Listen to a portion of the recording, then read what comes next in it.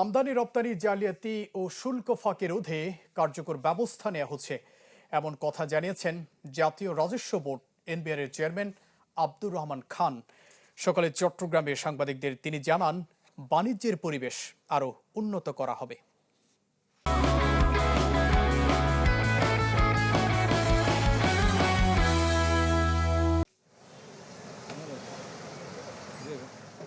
দায়িত্ব গ্রহণের পর প্রথমবারের মতো রাজস্ব যোগানের প্রধান ক্ষেত্র চট্টগ্রামে আসেন এনবিআর চেয়ারম্যান আব্দুর রহমান খান। বুধবার সকালে প্রথমে কাস্টম হাউসের শীর্ষ কর্মকর্তাদের সাথে বৈঠকে বসেন এনবিআর প্রধান, দেন নানা দিক নির্দেশনা। পরে সাংবাদিকদের জানান, বাণিজ্যের পরিবেশ আরও উন্নত হবে। বলেন, ব্যবসায়ীরা ঠিকমতো শুল্ক কর দিলে রাজস্ব ঘাটতি হবে না। আমরা যেহেতু বিজনেস পিপলদেরকে সার্ভ করি, তাদের প্রতি আমাদের সহমর্মী হতে হবে এবং তাদেরকে দ্রুত আমরা সেবা দিব এবং সেই সেবাটা হবে সিমলেস, সেখানে কোনো রকমের কোনো হয়রানি থাকবে না। এটাই হচ্ছে আমার মৌলিক নির্দেশনা।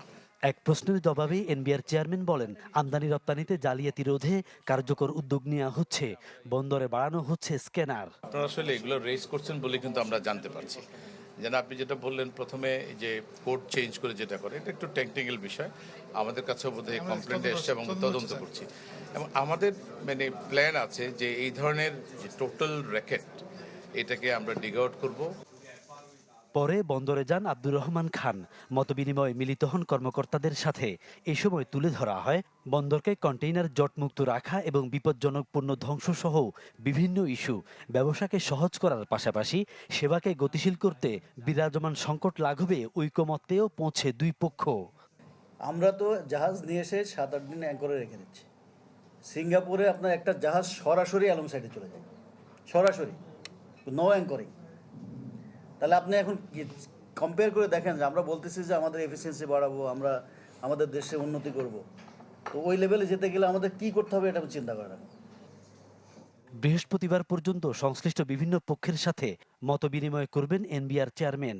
জানার চেষ্টা করবেন রাজস্ব আদায়ে মাঠ পর্যায়ে নানা সমস্যার কথা। ফখরুল ইসলাম, চ্যানেল 24, চট্টগ্রাম।